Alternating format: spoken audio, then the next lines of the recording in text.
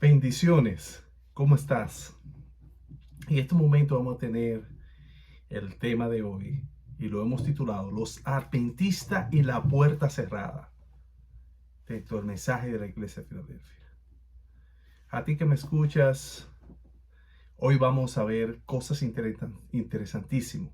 Hoy vamos a tocar un tema muy caliente dentro de la comunidad cristiana y adventista, y es la puerta cerrada. Los adventistas predicaron sobre la puerta cerrada mucho tiempo, como el cierre de la gracia, especialmente sobre las otras denominaciones durante cierto tiempo. Y hoy vamos a hablar sobre eso.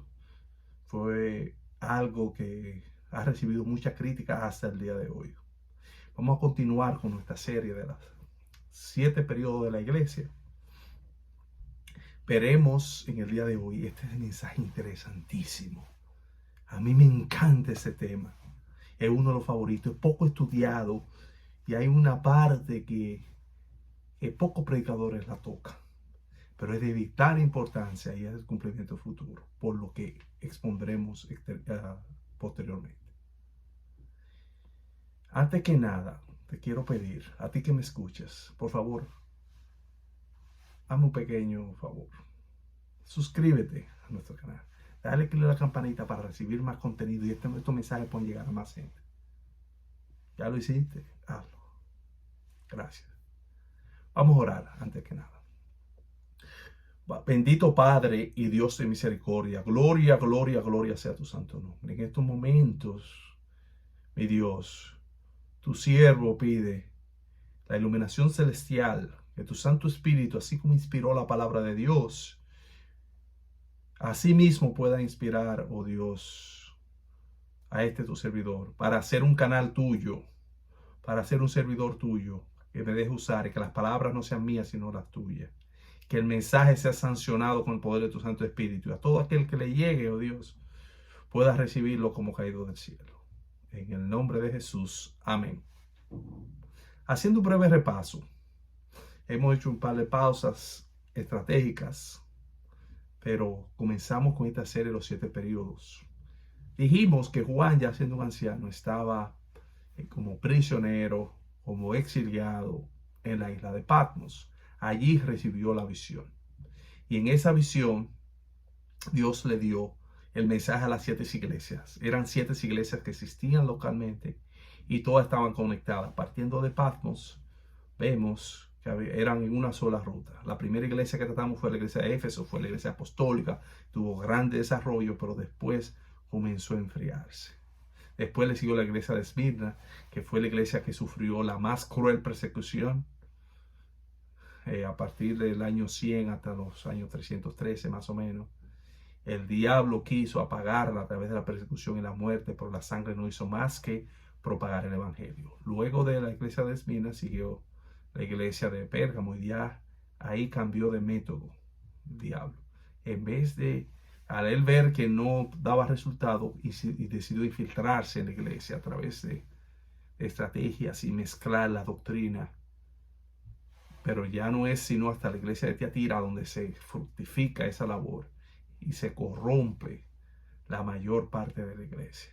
Luego viene la reforma, en el cual entra la iglesia de Sardis ya en el periodo de la post-reforma, a finales de 2500, y allí ya estos grandes líderes como Lutero, que ya había muerto, sus seguidores no conservaron eso, ya estaban perdiendo y convirtiéndose como la ramera, como la madre de la ramera, la iglesia católica, como el papado. Hoy veremos la 6ª iglesia, Filadelfia. Filadelfia no es la ciudad de Filadelfia, Estados Unidos. Es una iglesia del Asia. ¿Qué significa Filadelfia? Viene del griego fileos. Significa amor fraternal, amor de hermanos. Y fue dado su nombre especialmente por un hermano, Eumenes II, en honor a su hermano Atalo II. Era la ciudad más joven de todas y fue azotada por fuertes terremotos. Y tengan esto pendiente porque esto tiene una cierta relación con lo que pasó en este periodo. Muchos estudiosos entienden que esto se va al final de los siglos XVIII, 1790, hasta mediados del siglo XIX hasta el 1850 aproximadamente. Hubo muchos movimientos misioneros, muchas reformas y reavivamientos, entre los cuales sobresale el adventismo, el movimiento milerita, que comenzó con Guillermo Miles a principios del siglo y se extendió hasta el 1844, que era la fecha en que ellos entendían que iba a venir a Jesús, y eso fue el objeto de su predicación. Este tema lo vamos a analizar de la siguiente manera. Primero vamos a ver el texto bíblico, vamos a ver versículo por versículo, y luego vamos a ver qué contexto histórico, cuáles son los elementos históricos importantes, su aplicación, y analizaremos qué parte se cumplió en el pasado, qué queda pendiente en el futuro o tendrá doble cumplimiento. Sin más preámbulo, vamos a comenzar con el texto bíblico, el primer texto. Este mensaje va desde Apocalipsis 3, 7 al 13. Son 7 versículos. ¿Y qué nos dice la Biblia? Escribe al ángel de la iglesia de Filadelfia. Esto dice el santo, el verdadero, el que tiene la llave de David, el que abre y ninguno cierra, y cierra ninguno abre. Estos 4 elementos. Veremos. Primero vemos que el mensaje se dirige a los ángeles. Vemos los ángeles, la participación angélica en la salvación, en la redención. Siempre ellos intervienen. Pero aquí también se presenta a Jesús. La primera palabra, como Jesús se describe como el santo. ¿Qué quiere decir santo? Apartado, consagrado para un uso sagrado. Pero, ¿por qué se le aplica a Jesús? El cordero que fue inmolado, que fue reservado, el plan de la redención desde antes de la fundación del mundo. No es más que Cristo.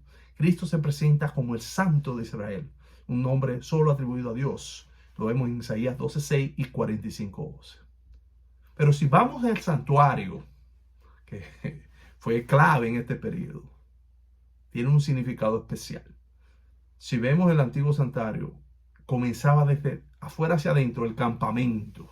En el campamento estaba el pueblo, todo el pueblo estaba ahí.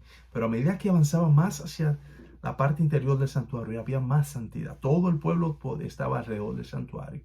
Por eso Dios dijo, Éxodo 25:8, y me harán un santuario y yo habitaré en medio de ellos. Dios quería habitar en medio de ellos. Luego del santuario estaba el atrio. Ahí solo podían entrar los israelitas. Ya vemos la primera división. Después del atrio estaba el altar del sacrificio. Ahí solo el pecador arrepentido, el que venía a ofrecer un sacrificio, podía estar ahí. Y era el sacerdote que oficiaba allí. Luego estaba la fuente de agua o el lavacro. Ahí el sacerdote se lavaba. Pasaba luego al lugar santo. Solo los sacerdotes podían entrar. Es decir, un grado de santidad cualquiera. Un rey no podía entrar. Recordamos el caso de el rey Usa, que quiso entrar a presentar sacrificio al templo y fue combatido, y como castigo Dios le dio lepra, porque Dios es un Dios santo. Pero todavía seguimos, la parte más santa no era todavía ahí, un paso más allá en el lugar santísimo. Allí era que se manifestaba la presencia de Dios en el arca del pacto. El arca del pacto era el mueble más sagrado. Los querubines estaban ahí en señal de que ahí era que estaba la presencia de Dios. Y el único objeto que estaba destinado para estar allí desde el principio eran los 10 mandamientos, la regla de ley y justicia. Pero fíjense que solo en el lugar santísimo nada más podía entrar una sola persona. ¿Quién era? El sumo sacerdote. Pero hay un detalle, que el sumo sacerdote tenía algo que no tenía nadie más. Veamos lo que dice Éxodo 28:36. De antemano te digo, busca un cuaderno, un lápiz, un celular, donde quiera, anota estos versículos, anota estas citas, para que puedas asimilar mejor estos temas. Estos temas requieren un estudio un poquito más profundo, pero te aseguro que la bendición está ahí. No deje que nadie coja tu bendición. ¿Qué dice Éxodo 28:36? Harás además una lámina de oro fino y grabarás en ella como grabadura de sello en la frente, santidad a Jehová. El sumo sacerdote tenía eso, santidad a Jehová. Primera de Pedro 1:16 nos dice, porque Cristo está, sed santos porque yo soy santo. Es decir, el sumo sacerdote representaba a Cristo Jesús, porque dice el libro de Hebreos, porque tenemos en el cielo tal sumo sacerdote, Cristo Jesús. Entonces, el santo representa a Jesús, esa santidad que solo Jesús santo puede estar en presencia de un Dios santo, ministrando ante nosotros. Gloria a Dios. También dice verdadero, genuino, original. Tenemos varias referencias, iglesia verdadera, testigo fiel y verdadero. Jesús dijo, yo soy el camino, la verdad y la vida. Nadie viene al Padre sino por mí. También dijo, y os conoceréis la verdad, y la verdad os hará libre. La verdad de Jesús. Pero hay unos detalles interesantes en el tercer elemento, el que tiene la llave de David. ¿Qué es una llave? ¿Para qué sirve una llave? Aquí. Una llave es para abrir una puerta y también para ponerle seguro, ¿verdad? ¿A quién no se le ha quedado una llave trancada en un carro o en una casa? Un simple objeto que cuesta un par de dolaritos, un par de pesos, te puede hacer un momento muy difícil. Hay personas que tienen que llamar a un técnico especial para poder abrir o romper una cerradura. Solo el que tiene la llave puede abrir fácilmente. La llave nos da acceso y también al revés, protege lo que se pone con llave porque para proteger. Pero aquí no se refiere a cualquier llave, sino a la llave de David. Dice, pero la llave de David.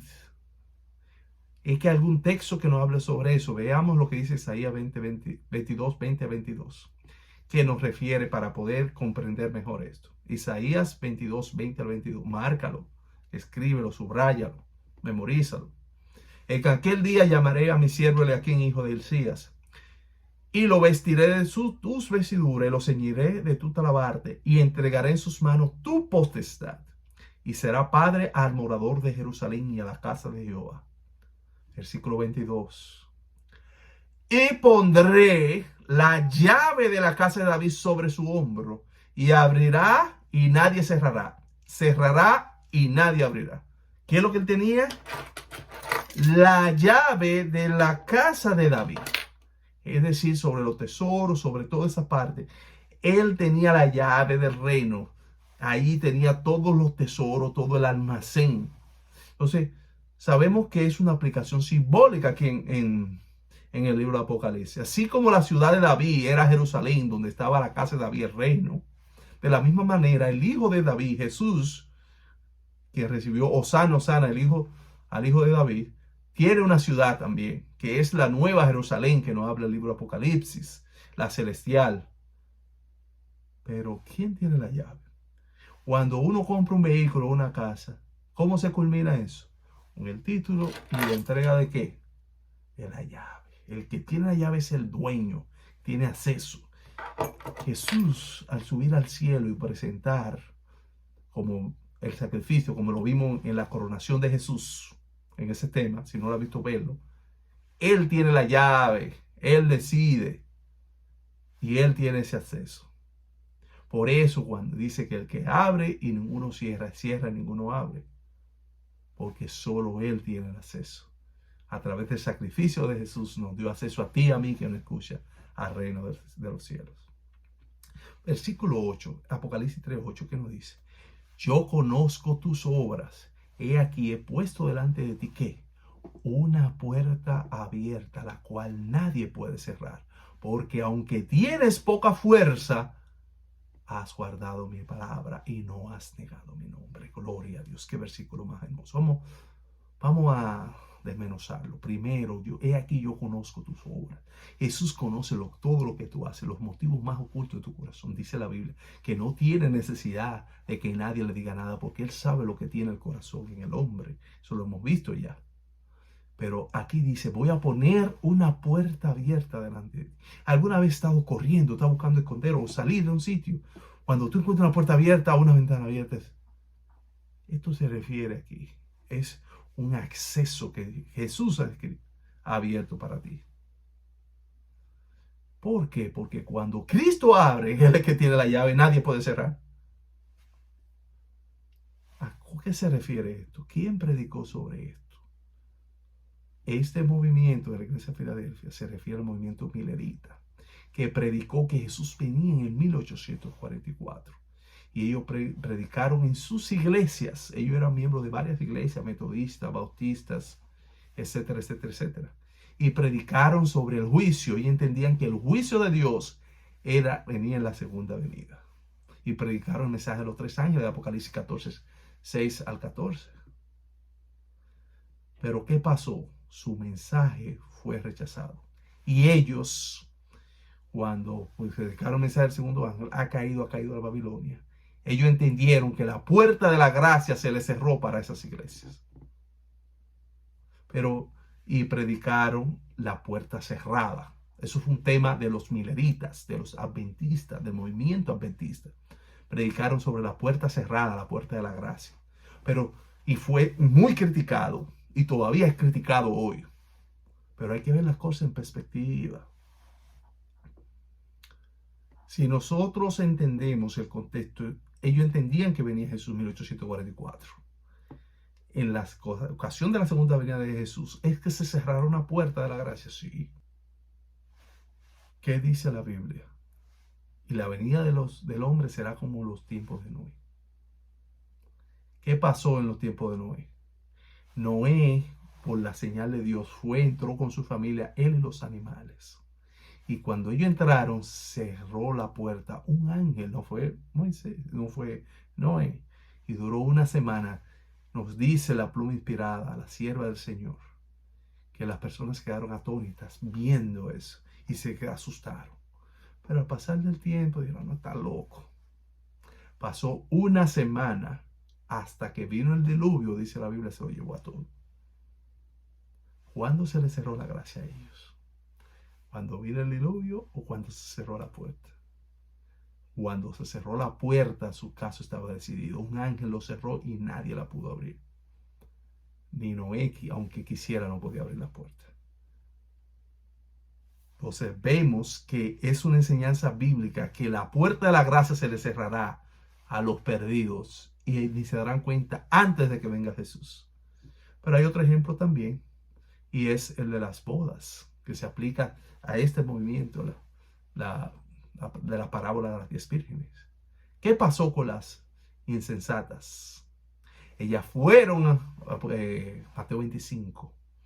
Ellas fueron a buscar aceite y cuando llegaron la puerta estaba cerrada y tocaron. Pero el esposo le dijo, no os conozco. Se le cerró la puerta. Es una enseñanza bíblica que la puerta de la gracia se cerrará antes de que venga la venida de Jesús. Y una vez se cierre, no se abre. Él nos dice Apocalipsis 22, 11 al respecto. El que es injusto, sea injusto. Y el que sea inmundo, inmundo. Sea inmundo todavía. El que es justo, practica la justicia todavía. Y el que es santo, santifíquese todavía. Es decir, que si Jesús hubiera venido en 1844, todos los que rechazaron el mensaje se hubieran perdido, lamentablemente. No obstante, Él no vino como ellos esperaban. Y no fue hasta después de 1849 que Elena de White recibió una luz sobre esto. Es decir, hasta 1844-45 la hermana White era una simple miembro del movimiento milerita. Dios todavía no le había dado la visión a ella. Incluso ella fue la tercera persona que le dio la visión. ¿Y qué nos dice ella? Mire qué aplicación más interesante. Los judíos que rechazaron la luz concedida en el tiempo del primer advenimiento de Jesús, de Cristo, y se negaron a creer en Él como Salvador del mundo, no podían ser perdonados por intermedio de Él. No. Cuando en la ascensión Jesús entró por su propia sangre en el santuario celestial para derramar sobre sus discípulos las bendiciones de su mediación, los judíos fueron dejados en oscuridad completa y siguieron con sus sacrificios y ofrendas inútiles. Es decir, siguieron tradicionalmente como los antediluvianos, como si nada hubiera pasado. Nos sigue diciendo, había cesado el ministerio de símbolos y sombras. La puerta por la cual los hombres habían encontrado antes acceso cerca de Dios, no estaba más abierta. La puerta de la gracia, la puerta de la salvación. Los judíos se habían negado a buscarle de la sola manera en que podía ser encontrado. Entonces, ¿cómo? Por el sacerdocio en el santuario del cielo. No encontraban por consiguiente la comunión con Dios. La puerta estaba cerrada para ellos. No conocían a Cristo como verdadero sacrificio y único mediador ante de Dios. De ahí que no pudiese recibir los beneficios de su mediación. Conflicto de los siglos, página 425. Pero mire la aplicación. La condición de los judíos incrédulos ilustra el estado de los indiferentes incrédulos entre los profesos cristianos. Oye, profesos, no cualquiera. Que desconocen voluntariamente la obra de nuestro misericordioso sumo sacerdote. Pregunto, ¿tú conoces la obra de Jesús? Hay muchos que me hablan en el otro tema que tuve. No, que Jesús no pasó en 1844. Yo te pregunto, ¿tú conoces la obra que Jesús está haciendo ahora mismo? Es que tú conoces el servicio del santuario. ¿Qué hacía Jesús?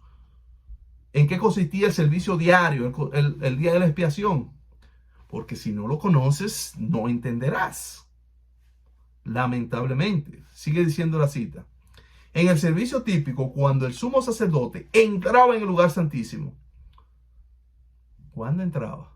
Por eso vemos que hay que estudiar la Biblia. No como muchos cristianos de otras denominaciones que dicen el Nuevo Testamento no sirve ni nada. Si no entiende el Nuevo Testamento, no entenderá el primero, el nuevo. Cuando entraba, el Levítico 16, una sola vez en el día de la expiación entraba el sumo sacerdote para limpiar el santuario. Después trataremos Daniel 8:14, la profecía adventista. Daniel 8:14 y hasta 2300 tarde y mañana y el santuario será purificado. Seguimos. Todos los hijos de Israel debían reunirse cerca del santuario y humillar sus almas del modo más solemne ante Dios, a fin de recibir el perdón de sus pecados y no ser separados de la congregación, es decir, cortados, muertos. Cuánto más esencial es que en nuestra época antitípica de la expiación, ahora, amigo oyente, comprendamos la obra de nuestro sumo sacerdote y sepamos qué deberes nos incumbe, qué yo tengo que hacer hoy como creyente. Conflicto de los siglos, página 426. La sierva del Señor tiene mucha inspiración. Yo me siento tan triste cuando veo gente que no entiende que ella fue una profeta de Dios. Tiene derecho a no creer, pero te están perdiendo una bendición mayúscula. Están como los samaritanos que solo cogían el Pentateuco. Perdieron todo lo que se llama los profetas y los salmos. Qué triste. Nos sigue diciendo la sierva del Señor. Luego se me mostró que los mandamientos de Dios y el testimonio de Jesucristo, es decir, las dos características de la verdadera iglesia de Dios, la iglesia remanente, ¿acerca de qué? De la puerta cerrada, no pueden separarse, y el tiempo en que los mandamientos de Dios habrían de resplandecer en toda su importancia, y cuando el pueblo de Dios había de ser probado acerca de la verdad del sábado, era cuando, no era cuando Lutero, no era cuando Juan Bosco, aquí dice, cuando se abriese la puerta en el lugar santísimo del santuario celestial, donde está el arca que contiene los 10 mandamientos. Esta puerta no se abrió hasta que hubo terminado la mediación de Jesús en el lugar del santuario en 1844. Entonces Jesús se levantó, cerró la puerta del lugar santo, abrió la que da el paso al lugar santísimo y pasó detrás del segundo velo, donde está ahora al lado del arca y donde llega la fe de Israel. Fíjense, los 10 mandamientos estaban en el lugar santísimo. Hasta que no se abriera ese acceso, no podía estar ahí. Por eso la luz del sábado no brilló y no lo será tomado en cuenta esta persona. Sigue diciendo la sierva del Señor. Vi que la prueba actual acerca del sábado no podría producirse antes de que terminase la mediación de Cristo en el lugar santo y él hubiese pasado al interior del segundo velo, es decir, al lugar santísimo, en el día de la expiación típico.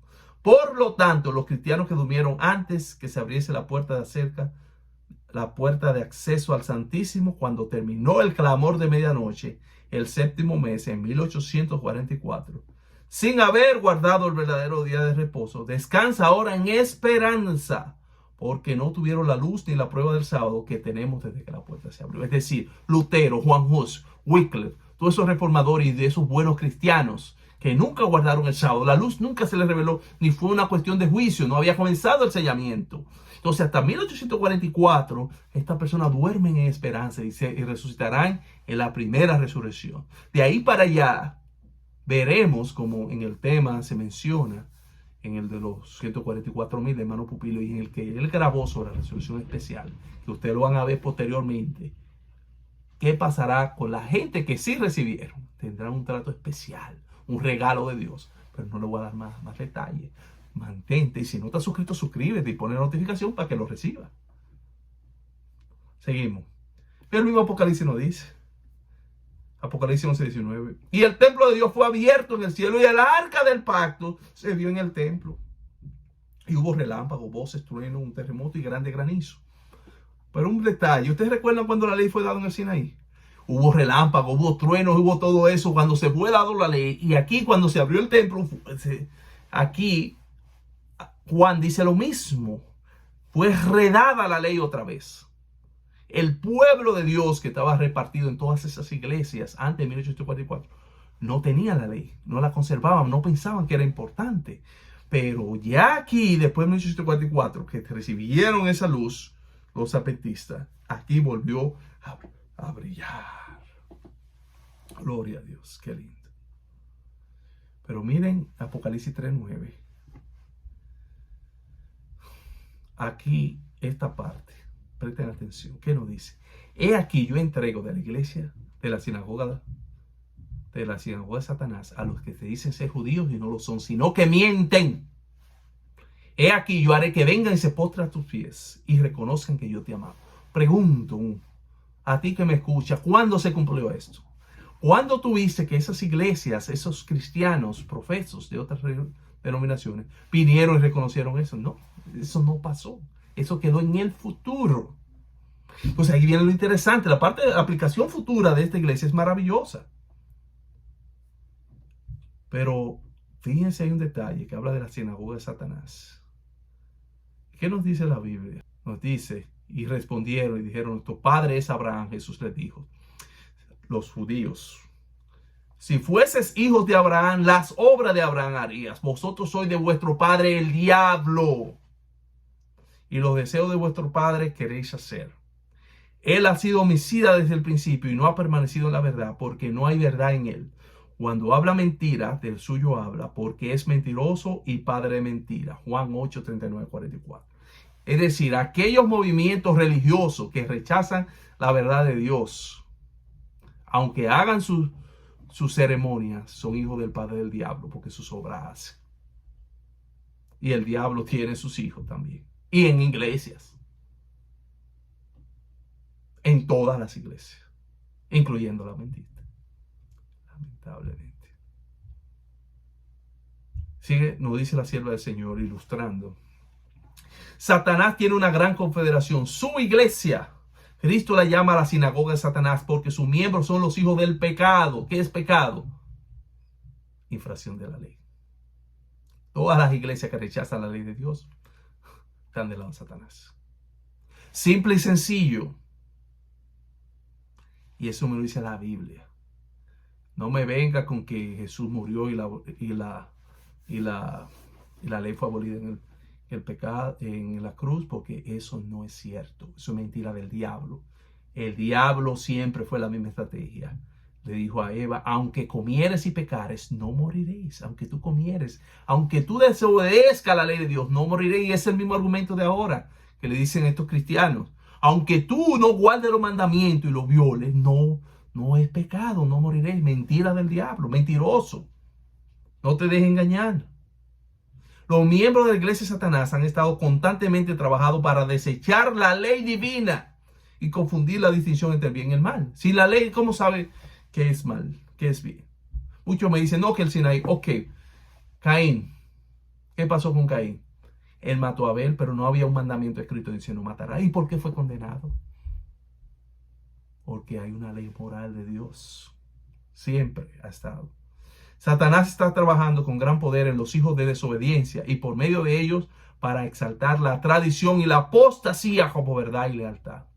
Y en este tiempo el poder de su inspiración satánica está moviendo a los instrumentos vivientes para llevar a efecto la gran rebelión de Dios, la gran rebelión contra Dios que comenzó en el cielo, el gran rebelde. ¿Qué nos dice la sierva de Dios sobre el movimiento adventista? Ella fue un testigo ocular. En 1844 ya tenía 17 años. Ella sufrió persecución. Su familia fue desfraternizada por simple hecho asistir a las reuniones de Miller, del movimiento millerita. Fíjense, esas iglesias estaban usadas por el mismo diablo. Todavía yo recuerdo en Santo Domingo, hubo unos dirigentes que querían amenazar y que desfraternizar a un grupo porque iban a ver un evento. Parece que eran campañas de fe o jornada de fe. Esta gente son instrumentos del diablo. Así no. Dios no trabaja así, ¿no? ¿Qué nos dice la hermana White sobre eso? Sobre este movimiento.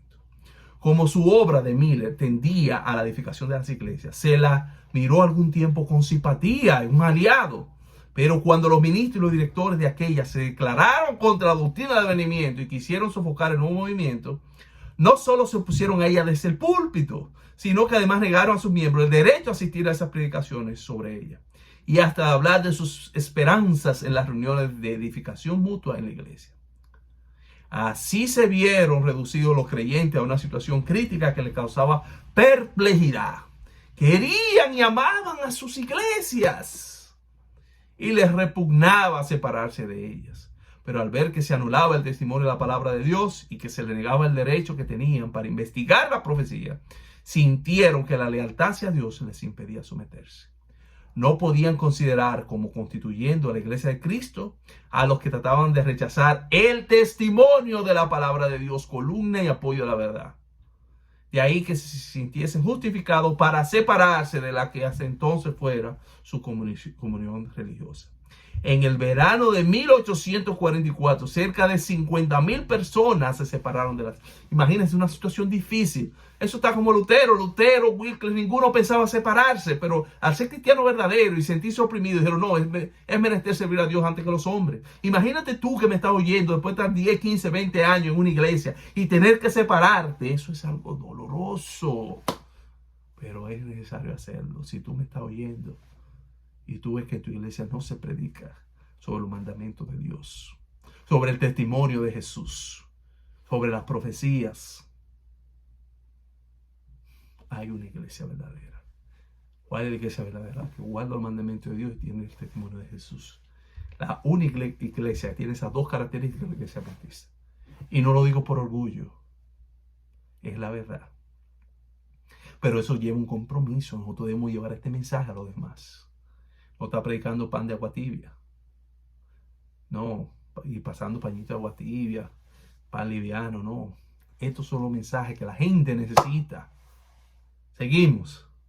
Pero este movimiento, ¿de qué se basó? Dice el hermano White que fue principalmente entre la gente de clase baja y era la persona humilde, lo hacía en sus casas, en sus tiendas. No, miren qué interesante esta parte. Los mismos predicadores infantiles eran en su mayoría pobres rústicos, predicadores infantiles. Algunos de ellos no tenían más de 6 a 8 años de edad. Gloria a Dios. Y aunque su vida testificaban que amaban al Salvador y que procuraban obedecer los santos preceptos de Dios, no podían dar prueba de mayor inteligencia y pericia que las que se suelen ver en los niños de esa edad. Eran niños, jugaban y todo. Sin embargo, cuando se encontraban ante el pueblo, era de toda evidencia que los movía una influencia superior a sus propios dones naturales.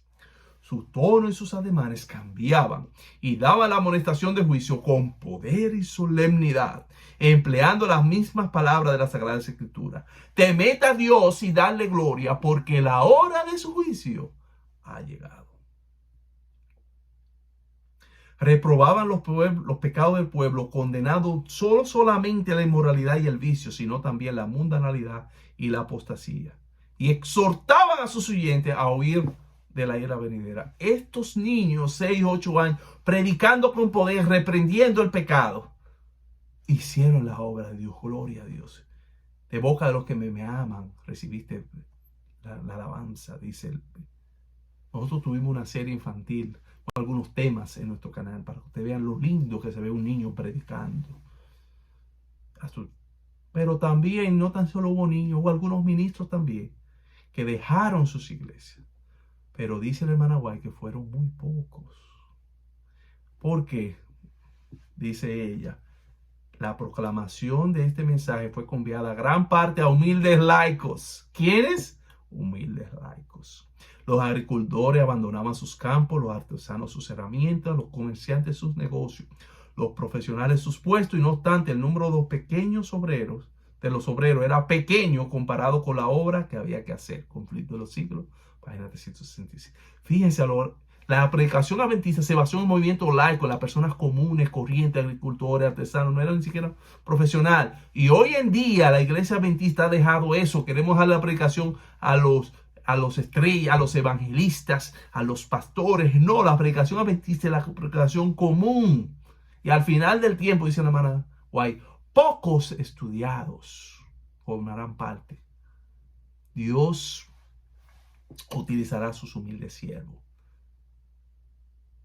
Entonces, volvamos a las sendas antiguas. Pero ¿qué pasó con esos ministros que no quisieron aceptar el mensaje? Y le fueron obstáculos para la gente. Dice la hermana White que la sangre de las almas está sobre ellos. Los predicadores y la gente se coligaron en oposición a este mensaje del cielo para perseguir a Guillermo Miller y a quienes con él se unían en la obra. Se hicieron circular calumnias para perjudicar su influencia. Y diferentes veces, después de declarar Miller el consejo de Dios e infundir contundentes verdades en el corazón del auditorio, se encendía violenta cólera contra él, y al salir del lugar de la reunión le acechaban algunos para quitarle la vida. Pero Dios envió ángeles para protegerlo y le salvaron de manos de las enfurecidas turbas. Su obra no estaba aún terminada. Estos eran hijos del Pablo, de su padre el diablo, que es homicida del principio. ¿Te ven a dónde llega el pecado? Rechazar los mensajes de Dios y supuestamente los religiosos. Y eso va a pasar al final. ¿Quién va a ser el que va a perseguir al pueblo de Dios? Los movimientos religiosos. ¿Quién persiguió a Jesús y entregó a Jesús a la muerte? Los religiosos de su época. Y al final va a pasar lo mismo. Nosotros tenemos un tema que se llama los enemigos de la verdad presente, que ahí vamos a detallar más a menudo porque este tema es bastante amplio y para una mejor asimilación. El 11 de enero de 1850 nos dice la hermana White, fue que ella recibió la primera visión en 1849 sobre esto. Es decir, su creencia de la puerta cerrada de que se cerró la gracia para las iglesias protestantes que rechazaron el mensaje era una creencia como miembro. Ella no tenía ni siquiera la calidad de profeta todavía, no había recibido la primera visión ni el llamado de Dios. Y aquí sí, ¿qué nos dice en 1850? Las almas están viniendo a la verdad y pronto la obra será totalmente terminada. Ayer vi que nuestra obra no era para los pastores que han rechazado los mensajes anteriores, óyeme, a los pastores que estorbaron, sino para los honestos engañados a quienes se lo descarrían. Vi a los pastores falsos que pronto enfrentarían el juicio. Permitamos que la verdad sea presentada por todas partes donde vamos. Es decir, ¿qué nos dice? Hay cristianos sinceros en todas las iglesias. Y en la iglesia adventista es la que menos tiene. Así como le digo una cosa, le digo la otra. La verdad la tienen los adventistas, pero la mayor parte del pueblo de Dios está afuera todavía.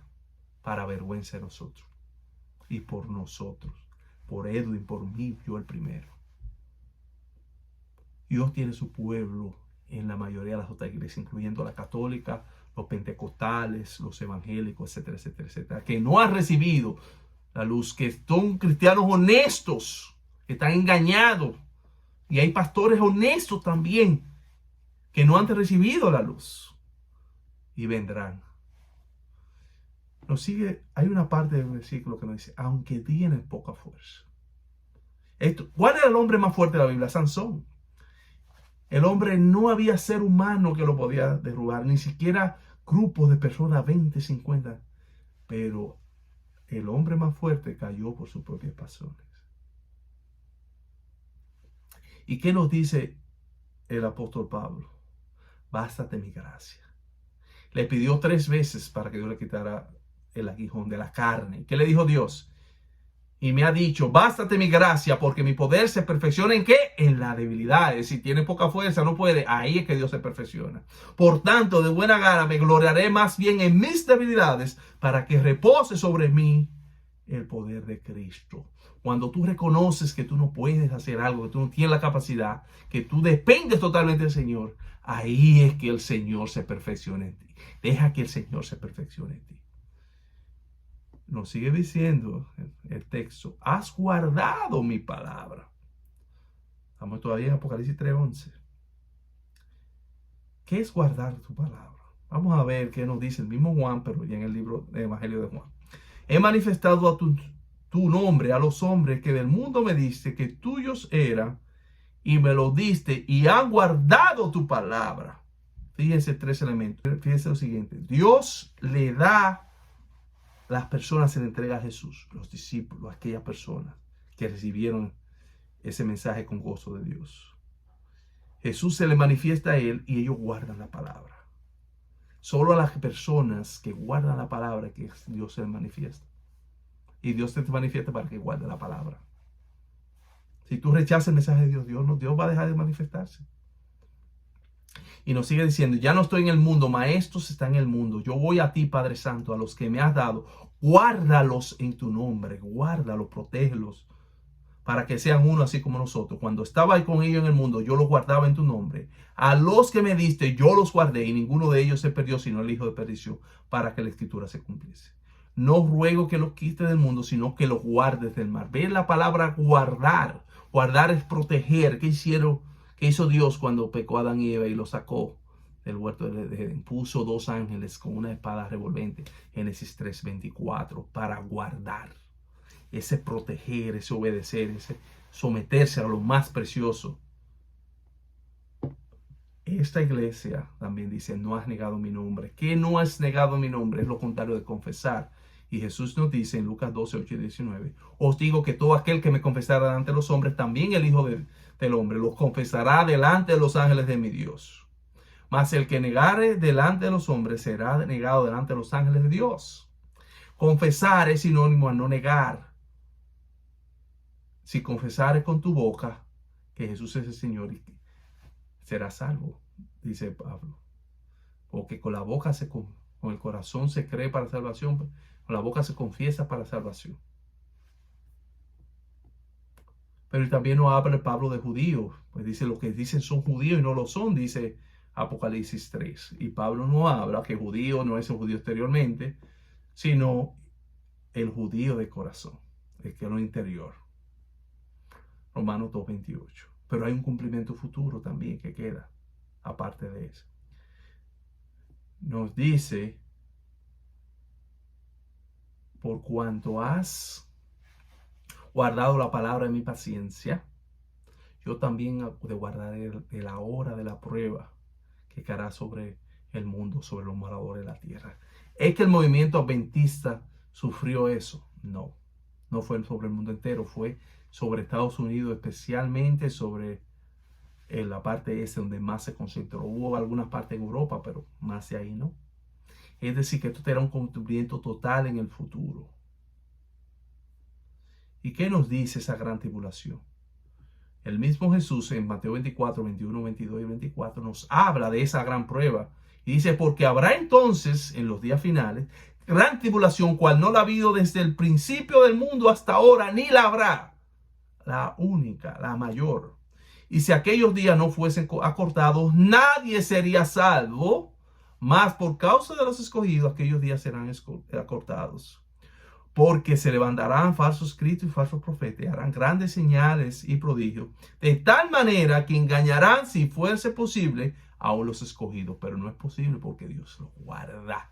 Dios te guarda cuando tú te entregas al Señor. Aunque haya gente que te quiera hacer daño, no van a poder. Así el Señor dice que al final se le caerán las espadas cuando se cierre la gracia, en contexto de los 144,000. Maravilloso es nuestro Dios. Sigue diciendo el versículo 11. He aquí yo vengo pronto, retén lo que tienes para que ninguno tome tu corona. Vengo pronto. Jesús es el mensaje de Jesús. Viene pronto. La venida del Señor es inminente. Muchos dicen, bueno, han pasado 2000 años. Mire que no ha venido. Vengo pronto. Es una realidad. ¿Qué son 2000 años comparado con toda la eternidad? El profeta ve las cosas ahí mismo. La realidad, la salvación es hoy. El mañana no existe. Retén lo que tienes. Es que cuando dice retén lo que tienes, dice que se puede ir. Así que el que piensa estar firme, mire que no caiga, dice 1 Corintios 10:12. Y Filipenses 2:13-14 nos habla. Hermanos, yo mismo no pretendo haberlo alcanzado ya, pero una cosa hago, olvidando ciertamente lo que queda atrás y extendiéndome hacia adelante, prosigo la meta del premio al llamamiento de Cristo Jesús. Es decir, Pablo no se confiaba en que estaba salvo y que ya iba a terminar. No, proseguía la meta. Dice Hebreos 10:18, mas el justo vivirá por la fe, y si retrocediere, no agradará a mi alma. Hay muchos cristianos que creen, soy salvo, para siempre salvo. No, eso no es bíblico. Judas se perdió. Alejandro se perdió. Y hay muchas personas que fundaron parte del pueblo de Dios y se perdieron. Saúl fue el ungido y se perdió. El rey Saúl. Y sobre la corona, ¿qué nos dice Pablo? Ya al final de su vida, en el ocaso, ya para morir. 2 Timoteo 4:7-8. He peleado la buena batalla, he acabado la carrera, he guardado la fe. Por lo demás, me está guardada ¿qué? La corona de justicia, la cual me dará el Señor, juez justo en aquel día. Y no solo a mí, sino también a todos los que aman su venida. Es decir, la corona. Dios tiene una corona para ti, para mí. La hermana White muchas ocasiones dice, en el cielo, no hay, en el cielo todos tienen su corona y no hay estrellas, no hay corona sin estrellas. Yo tengo mi corona y tú tienes la tuya. Reténla, no dejes que nadie te la quite. Apocalipsis 3:12, versículo 12 nos dice, al que venciere yo le haré que columna en el templo de mi Dios y nunca más saldré de allí y escribiré sobre él el nombre de mi Dios, de la ciudad de mi Dios, la nueva Jerusalén, la cual desciende del cielo, de mi Dios y mi nombre nuevo. Solo es al vencedor, es decir, que hay personas que no van a vencer. Dice columna. ¿Qué es una columna? Columna es una parte estructural. ¿Qué hace la columna? Sostiene el peso, lo transmite desde la parte superior hasta la fundación, la zapata. Pero fíjense, hay unos detalles. Dice, y nunca más saldrá de allí. Pero ¿qué nos dice la Biblia? Apocalipsis 21:22, del templo de mi Dios. Y no vi en ella templo, porque el Señor Dios Todopoderoso es el templo de ella y el Cordero. Sí, me está hablando un lenguaje simbólico, metafórico. No es que vamos a estar ahí, parados, sentados. No, el templo espiritual. ¿Y cuál es el templo espiritual? Donde está la presencia de Dios. ¿Qué pasó con Jacob cuando tuvo el sueño? Génesis 28, 16, 17. Cuando despertó, ¿qué dijo? Ciertamente Jehová está en este lugar y no lo sabía. Y tuve miedo. Cuán terrible es este lugar. No es otra cosa que casa de Dios y puerta del cielo. ¿Y qué nos dice el libro de Apocalipsis 21:3? Y oí una gran voz del cielo que decía, he aquí el tabernáculo de Dios con los hombres, y Él morará con ellos, y ellos serán su pueblo, y Dios mismo estará con ellos como su Dios. ¿Cuál es el tabernáculo? Jesús. Dice, misericordia y ofrenda no quisiste, mas me construiste un cuerpo. Nunca más saldrá de allí. ¿Por qué? Y una pregunta, ¿quiénes son los que van a estar en el templo? Cuando la hermana White tuvo la visión del templo, el libro primero es escrito, vamos a ver qué ella nos dice. Cuando íbamos a entrar en el santo templo, Jesús alzó su melodiosa voz y dijo, únicamente los 144,000 entran en este lugar. Y exclamamos, aleluya. ¿Y qué nos dice el libro de Apocalipsis 7, 15, 16? Por esto están delante del trono de Dios y le sirven de día y de noche en su templo. Y el que está sentado sobre el trono extenderá su tabernáculo sobre ellos. Y el otro texto que vamos a ver, Apocalipsis 14, 1, y dice, y escribiré sobre él el nombre de mi Dios. Apocalipsis 14, 1. Es el otro texto que vamos a ver. Después miré y he aquí el Cordero estaba en pie sobre el monte de Sión y con él 144,000 que tenían el nombre de él y de su padre escrito en la frente. Y el Apocalipsis 7:3, el último texto, diciendo, no hagáis daño a la tierra, ni al mar, ni a los hombres, hasta que hayamos sellado en sus frentes a los siervos de nuestro Dios. Entonces, todas estas características, estas promesas que se le hacen a la iglesia de Filadelfia y sus miembros, son las de los 144,000. ¿Cómo así? Sí, entonces tú me estás diciendo, Edwin, que esta parte, estos son de los 144,000 y no que la Odisea es la última iglesia. Sí, la Odisea es la última iglesia. Pero ¿por qué se le hacen esas mismas promesas? Porque estas personas son las que tendrán las características de los 144,000. La iglesia de la Odisea es una iglesia de juicio, una iglesia tibia. Los tibios en la Odisea, antes que venga Jesús, se van a decidir o se calientan o se enfrían. Ahí no es punto medio. Tendrán la misma característica de Filadelfia, no la de la Odisea. Cuando Jesús viene, no viene a buscar tibio. Si tú estás tibio, caliéntate. ¿Y cómo te calientas? Con el sol de justicia. Pídele al Señor. No te pido que te enfríes, caliéntate. Vamos a calentarnos en el Señor. Señores, hasta aquí hemos llegado con este tema. Recapitulando, podemos decir, la iglesia de Filadelfia fue una iglesia que Jesús no le reprochó, aunque era débil, era un pequeño grupo comparado con todas las otras iglesias, fue objeto de burla, persecución, desfraternizaron, lo intentaron matar, pero Dios siempre estuvo con ella en la parte histórica. Pero hay una parte que se da en el futuro que se refiere a los 144,000, tienen las mismas características. Son las personas, los humildes, los agricultores, los artesanos, aquellas personas que no son estudiados. Dice el hermano sierva de Dios, pocos ministros formarán parte. A eso es que les he confiado, porque son humildes. Predicarán con el poder de Dios. Así como en el movimiento milerita hubo niños de 6, 8 años predicando con el poder de Dios, se repetirá la promesa de Joel. Y nosotros, los que decidamos ser firmes, tendremos esta característica y formaremos parte del pueblo de Dios. Ojalá que tú y yo seamos columna del templo de mi Dios y tengamos el nombre escrito. ¿Qué es el nombre escrito? No es más que el carácter de Dios. Vamos a estar tan en comunión con Dios que vamos a reflejar el nombre de Dios perfectamente, el carácter de Dios. Vamos a tener la gloria de Dios en nuestras vidas. En el futuro, ¿qué nos dice? Nos dice la sierva de Dios, entonces conoció la sinagoga de Satanás que Dios nos había amado, a nosotros, que podíamos lavarnos los pies unos a otros y saludarnos fraternalmente con oráculos santos, y ellos adoraron a nuestras plantas. El mismo lenguaje de Filadelfia.